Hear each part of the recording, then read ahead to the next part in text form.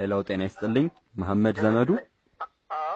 ከጤና ሚኒስቴር ቢሮ ነበር ምን ደውለው አሪፍ ነው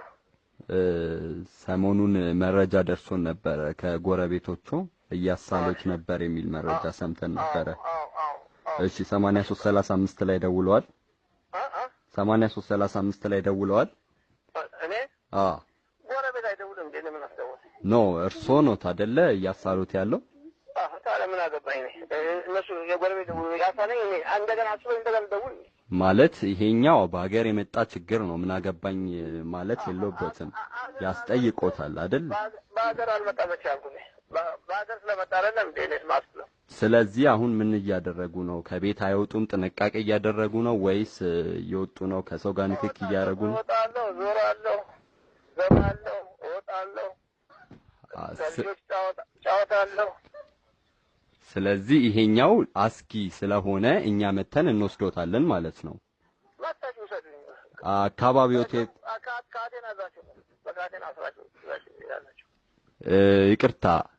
ወንድሜ አሁን ማይሆን ነገር እየተነጋገርን ያለ ነው እንዴት እንደዚህ ሊሉ ይችላሉ ይሄ አገሩ ላይ የመጣ ችግር ነው እንዴት እርሶ አያገባኝም አይመለከተኝም በጣም ልክ አይደለም ያረጉ ያሉት ነገር እሺ ምን ይሁን እሺ ስለዚህ አሁን እኛ መተን እንወስዶታለን ተዘጋጅተው ጠብቁን አረ በጣም ነው ፈልገው እንደምወስደኝ አልችልም ቅጣት አለው እስከ 10000 ብር ያስቀጡታል አሁን 10000 ብር ያስቀጡታል ለ10000 ብር ከእናንተ ተቀበላለሁ ስትወስዱ እንዴ በለጣ ስትወስዱ ነው እንዴ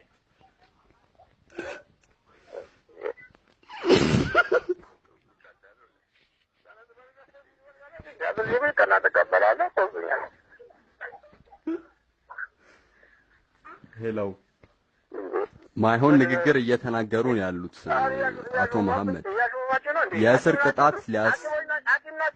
የእስር ቅጣት ሊያስፈርድቦት ይችላል እኛ ከጤና ሚኒስቴር ቢሮ ነው የደወልነው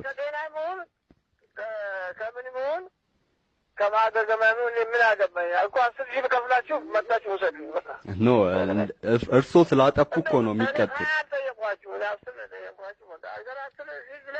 ስለዚህ አሁን ወደ እናንተ አካባቢ እየደረስን ነው ጠብቁን ተዘጋጅተው እንወስዶታለን ከሰው ጋር ምንም አይነት ንክኪ እንዳያደርጉ ለማንኛውም 10000 ለልጆች ያዙ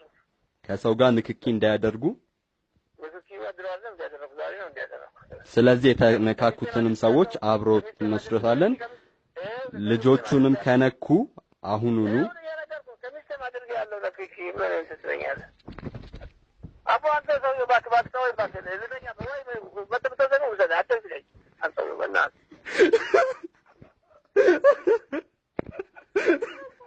ማሚ ማን ብቻት ማን ማን ለምን ለምን ነው አይ በቃ